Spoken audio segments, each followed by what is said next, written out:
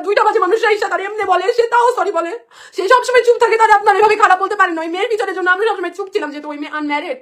ওই মেয়ে আমার থেকে 1 বছরের মেবি ছোট বা 2 বছর ছোট, জানি না। আমি বলতাম থাক, এগুলো আমি বলতে চাই না, আমি চুপি থাকি। আমি ভিডিও বলছি আমি একমাত্র লিগেল ওয়াইফ, কারণ আমি লিগেল ওয়াইফ, তারা প্রমাণ দিতে পারবে না, না বিয়ে, না ডিভোর্সের, না কিছু।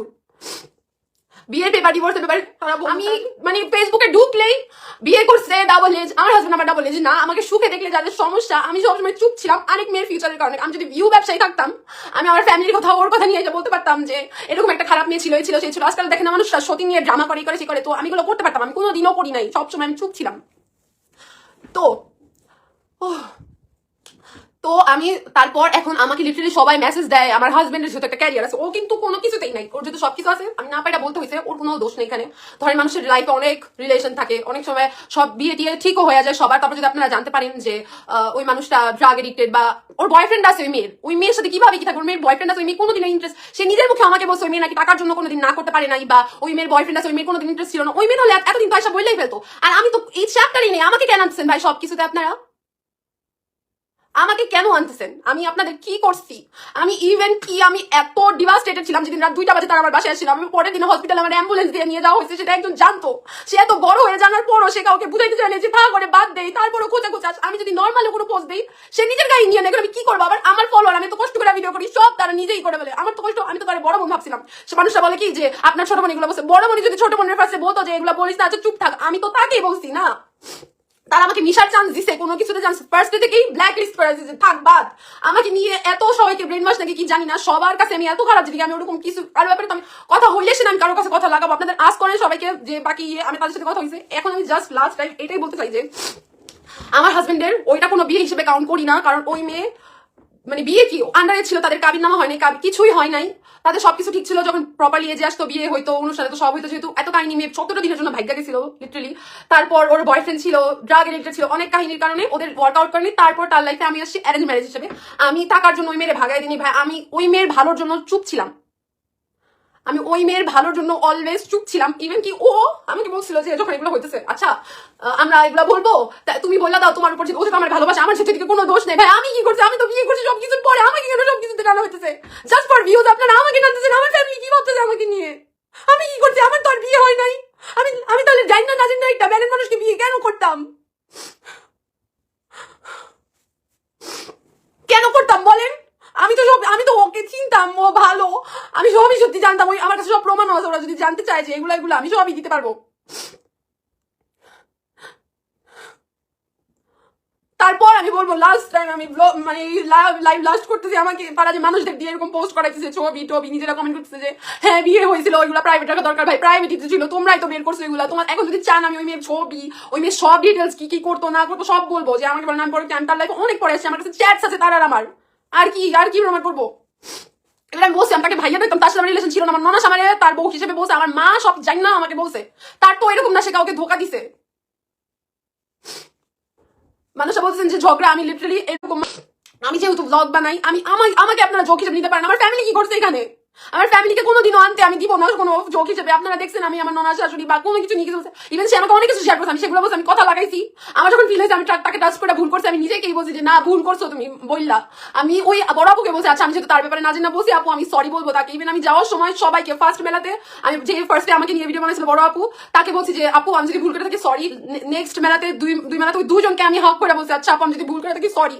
সরি বল আমাকে বদমাইশ, আমি এইটা আমি সেইটা কত কিছু। এখন আমার 101টা জিনিস বলা হলে আমি কি উত্তর দিতে পারবো না? কাউকে গালি দিয়েন না, আমাকেও প্লিজ, আমি নিতে পারি না, আমি পেজ ডিলিট করে দিব। আমি জাস্ট চাই, আমি কোনো কিছুই নিতে পারতেছি না। আমি কোনো কিছু তো করিনি, আমাকে কেন আনতে হবে? আমার হাজবেন্ডের পাস কেন আনতে হবে এদিকে? ওই মেয়ে আপনারা যদি চান, যে বললেন যে পরকিয়া, আমি পরকিয়া করার মতো মানুষ না। আমার হাজবেন্ড অনেক ভালো মানুষ, আপনারা তাকে যদি চিনেন। ইভেন আমার কথা বলতে হয় না এত কি এই কি সেই কি কি আল্লাহ কি কেউ ভয় করে না? ধরেন আপনার সাথে আজকে আপনি অন্য মানুষের সাথে এরকম করছেন, নেক্সট আপনার মেয়ের সাথে এরকম হলে আপনি কি করবেন তখন? অনেকে ফেক আইডি দিয়ে এখানে অনেক কিছু বলতেছে। আমি জাস্ট এটাই বলবো, আমি কোনোদিন বলি নাই আমার দোষ নাই। আমার যদি 50% ধরেন 70% দোষটাকে আমি একজনকে বলছি, একজন সবাইকে বলার পর যখন আমি সবার সাথে তারপরে আমার কথা হয়েছে যে এরকম এরকম এরকম, তো না, তারা আমাকে ট্রাস্ট করেনি, তারা আমার সাথে চলেনি, বা তারা এগুলো এড়িয়ে চলতেছে চলছে। এরপর আমার প্রাইভেট লাইফ পাবলিক হয়, এই হয় সেই হয়, আমি একটা কমেন্টও দেখছি, সে আমার নাম মেনশন করে বলছে যে এরকম না, ওর হাজবেন্ডের সাথে তো এরকম এরকম, আর ভিডিও তো পুরোটা বানাইছি। আমি কবে তাদের নিয়ে ভিডিও বানালাম? তারা যে বললো যে তারা বললো যে আমি তাদের নিয়ে বলছি। আপনারা যদি যারা যারা ভিডিওটা দেখছেন আমার প্রোফাইলে, তাদের নিয়ে যদি আমি তাদের বদনাম করে ভিডিও বানায় থাকি, যে লাস্ট সে বানানোর আগে পর্যন্ত, সে বানানোর আগে সব ভিডিও চেক করেন, আমি তাদের নামে বদনাম বলে থাকি কাউকে, বা আমার মাধ্যমে যদি তাদের হেড সরাইতে চাই আমি কোনো ভিডিওতে নিজের মুখ থেকে বলে, আমি সবাইকে 500 টাকা দেন বিকাশ দিব, আমাকে আপনারা খুঁজে দেন। সে যে বললো আমি বলছি খুঁজে দেন আমাকে, আমি কোনো ভিডিও ডিরেক্ট করিনি, কিছু করিনি, সব ওইখানে আছে, আপনারা খুঁজে দিন। অনেকে বলছে রাত 2টার কাহিনী, আমি রাত 2টার কাহিনী বলছি যে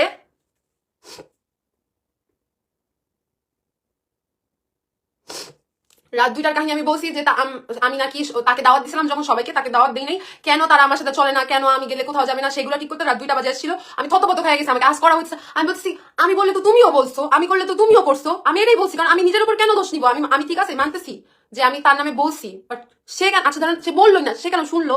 সে যদি বলতো আমার সাথে কথাই বলা বন্ধ করে দিত, যে আমার আপনের নামে বলছে, আমার আপনের নামে কেউ বললাম, অবশ্যই তার কথাই বলা বন্ধ করে দিতাম। আমি লাস্ট টাইম এগুলা ক্লিয়ার করছি যে অনেকে বলছেন কান্না করে সিম্পাতি নিতে আইসো না। আমি কান্না করে সিম্পাতি নেওয়ার মানুষ না, আমি এগুলো বলতাম না। আপনারা আমার ফিউচারের সব মানে এমন জিনিসগুলো বলছেন যেগুলো সত্যি না।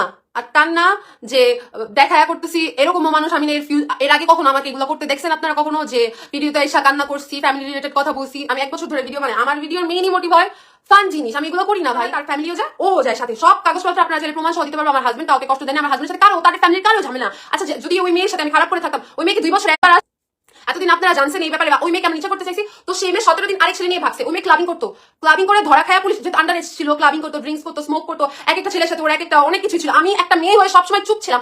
সে তার ননদ লাগে, খালা যেহেতু তার খালার মেয়ে, তার তো ননদই হয়, ননদের ব্যাপারে সে যদি বলতে পারে বিয়ে হয়েছে, সত্যি কথা বলতে চাইনি। আমরা যেহেতু চুপ ছিলাম, ওই মেয়ের এখনো বিয়ে হয় নাই, ওই মেয়ের একটা ফিউচার আছে। আপনারা যদি চান মেয়ের ছবি, মেয়ের পুলিশ ফাইল, মেয়ের সবকিছু নিয়ে আসতে পারবো। ও সবকিছু দেখেও চুপ ছিল, যে থাক একটা মেয়ের সাথে এরকম হয়েছে, চুপ থাকি। তো ওর খালাতো বোনের যদি ওর মায়া না থাকে, আমার কেন থাকবে? আমার তো বলতে হবে, কারণ আমাকে বলো আমি পরকিয়া করছি।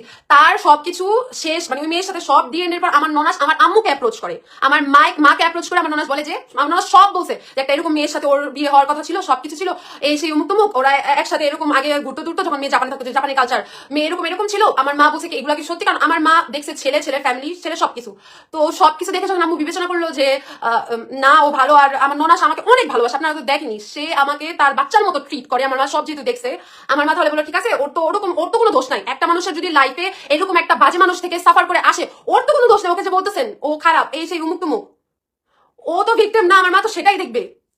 তো সে কি করলো, ওরকম সব কমেন্টের উত্তর দিতেছে যে ও আমি তো সত্যি কথা বলতে চাইনি। উনি না, আরো কিছু মানুষ যাদের কিনা এখানে কোনো কথাই আসা নাই, সবাই কমেন্ট করছে সত্যি বিয়ে হয়েছে। তোমরা কি বসা ছিলা কাবিন নামাজের দিন? তোমরা কি কবুলের সময় বসা ছিলা? দেখছো সবকিছু। ওই মেয়ে কিরকম মেয়ে, কি মেয়ের সাথে সংসার ছিল, মেয়ের সাথে একদিন থাকছে, ও বিয়ে মানে বুঝো।